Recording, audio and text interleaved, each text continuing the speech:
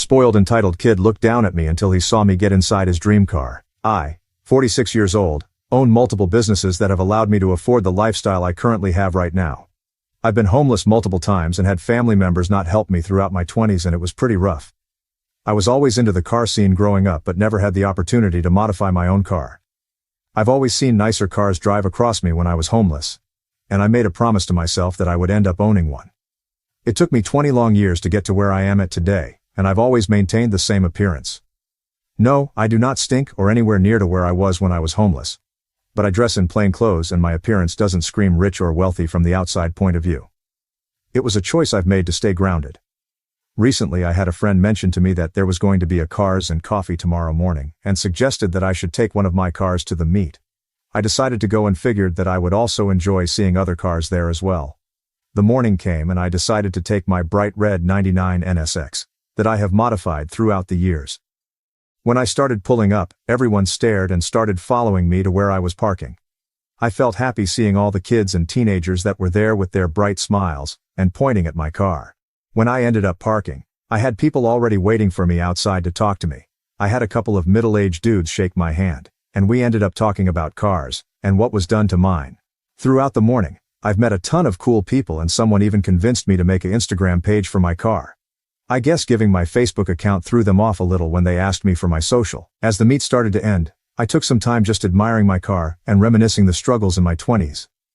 While I was looking at my car, I saw a little brown dot near my front bumper and I decided to go and check it out. I bent over and started carefully wiping it with my shirt until a teenager, maybe about 20 years old, came up to me with his friend and told me to stop touching his dad's car. I looked up confused and told him, "Excuse me?"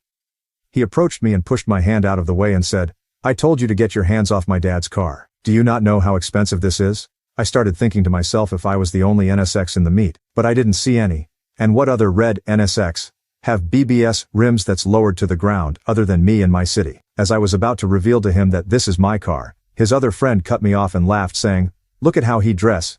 He probably doesn't know how much this car cost." I looked at both of them completely shocked. I wondered to myself that this kid's generation is the ones that are going to be taking over. You can now check if there's a part 2 by pressing share and more.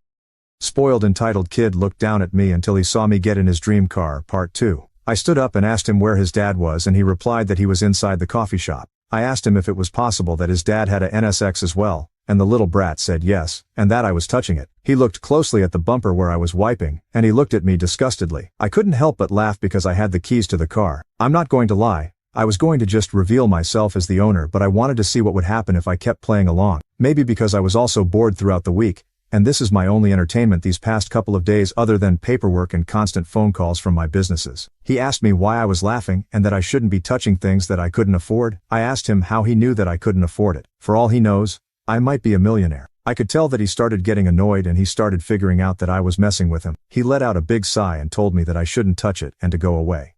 "What if I want to keep touching it?" I asked. Right when I said that, I continued touching my car all over the place. I started touching the hood, the rims, the front lip, everything you can imagine in the front. His eyes widened, and at this point he started yelling and telling me that he'll get his dad and make me pay for his car. I told him to go ahead. While this was happening, other people started coming to us because of all the commotion the kid was causing.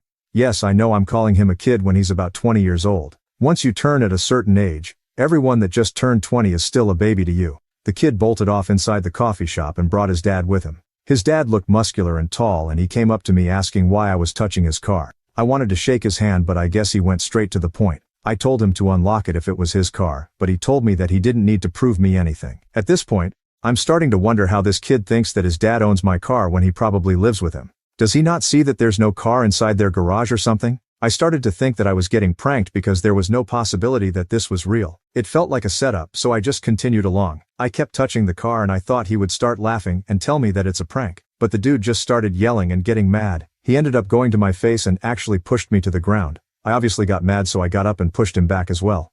Everyone started running towards us and there was a crowd of people trying to separate us.